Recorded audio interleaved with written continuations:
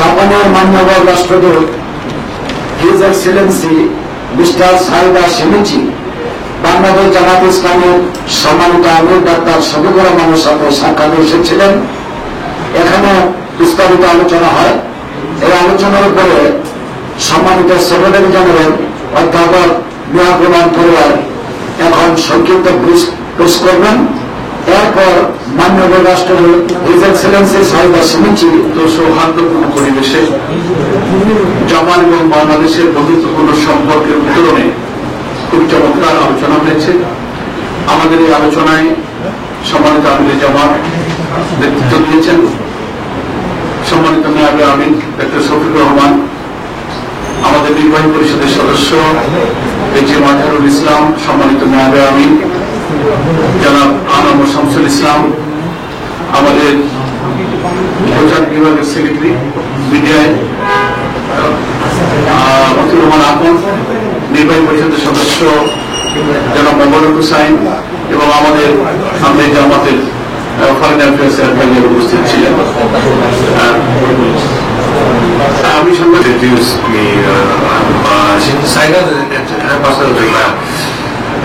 I just want to share with you that I'm really honored and privileged to be able to have my first exchange of views with Mr. Chairman of Jamaat Islam, Mr.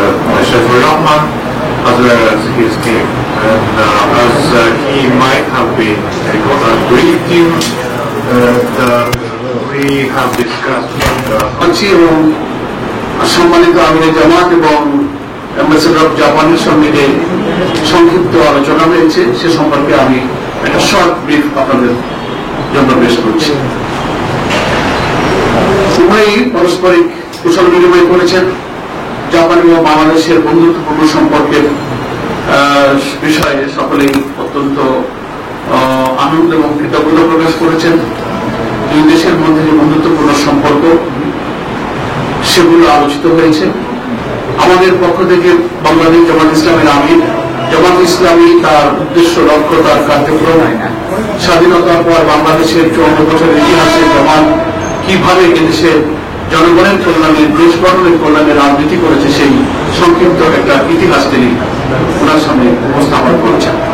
বিগত ফ্যাসিবাদী আমলে শেখ হাসিনার সরকারের হাতে জামাত ইসলামের উপরে কি জুলুম নির্যাতন নিপীড়ন চলেছে। আমাদের নিবন্ধন বাতিল হয়েছে, আমাদের প্রতীক নিষিদ্ধ হয়েছে, অফিস বন্ধ হয়েছে, আমাদের প্রিয় নেতৃবৃন্দকে ফাঁসিতে ঝুলিয়ে হত্যা করা হয়েছে, কারাগারে তারা মৃত্যুবরণ করেছে, রিমান্ড, ক্রস ফায়ার, আয়নাঘর, এইসব ইতিহাসের কথা তিনি তুলে ধরেছেন।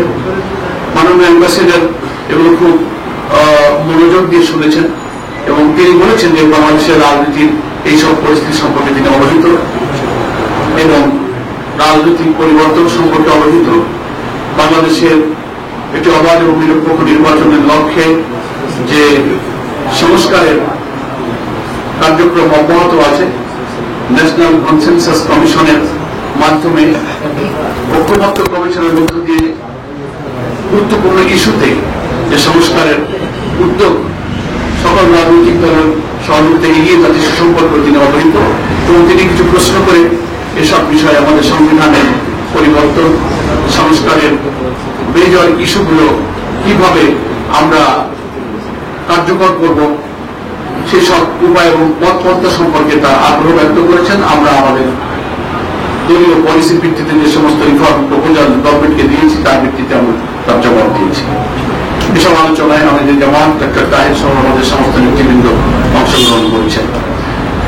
আমাদের আমির জামাত বাংলাদেশ এবং জাপানের শিল্প বাণিজ্য ব্যবসার ক্ষেত্রে উভয়ের সাথে আমরা কিভাবে আরো সমৃদ্ধ হতে পারি, উত্তরোত্তর অগ্রগতি হতে পারে, আমদানি রপ্তানি পণ্যের ব্যাপারে আমরা কি করতে পারি সে বিষয়ে আমাদের মাননীয় অ্যাম্বাসেডরের সাথে মত বিনিময় করেছেন।